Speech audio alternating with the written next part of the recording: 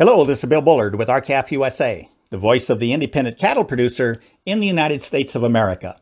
Well, someone somewhere has probably said this before, but when you're making history, make the best of it. And that's what R-CALF USA is doing in the midst of this COVID-19 pandemic. Last week, with the help of a small group of cattle ranchers, R-CALF USA staff went to work to create a petition calling on the President and Congress to immediately restore mandatory country of origin labeling, or MCOOL, for beef, pork, and dairy products. On Wednesday, they learned that Couy Griffin, who heads up Cowboys for Trump, was riding horseback and heading east towards Washington, D.C. to call attention to the plight of the American cattleman and cattlewoman. So staff contacted Couy and asked if he'd help launch the MCOOL petition with the goal of getting 100,000 signers in 30 days, which would hopefully allow Couy to deliver the petition to the president. Couy agreed. So staff worked throughout the night on Wednesday to prepare the internet platform for the petition launch at Thursday morning on April 23rd.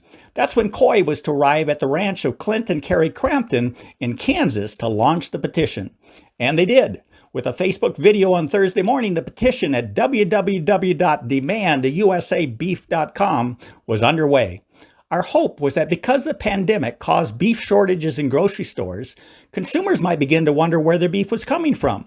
And we spent years laying the groundwork for informing both producers and consumers that about 20% of the beef available in the U.S. market was imported beef shipped from about 20 foreign countries and beef derived from imported cattle shipped from Mexico and Canada. We've always believed that if we could get consumers involved in demanding mandatory country of origin labeling for beef, they could overpower the relatively few but very powerful importers and meat packers known as the meatpacking lobby that have held the president and Congress at bay from doing what America wants. And what that is for Congress to pass a mandatory law requiring beef sold in America to be labeled as to where it was born, raised, and harvested. We thought about 100,000 producers and consumers could do that, so we crossed our fingers and waited for their response. By the next morning, we had 20,000 signatures on the petition. Then Tomi Lahren, a Fox Nation News host and South Dakota native who's been championing mandatory country of origin labeling for beef for many years, helped draw attention to our petition through Twitter. The petition was gaining about 800 new signatures every hour. Over the weekend and throughout Monday, it exploded, and we soon had over 60,000 signers. On Monday night, the R-CALF USA Board of Directors held their monthly meeting to discuss what else R-CALF USA should be doing to help America's cattle farmers and ranchers weather this terrible virus storm that's affecting every segment of the beef supply chain. Included in that discussion was the irony of the U.S. Department of Agriculture welcoming beef imports from Brazil and Namibia, Africa, two countries known to harbor the dreaded foot and mouth disease that is arguably more contagious to cattle than COVID-19 is to humans.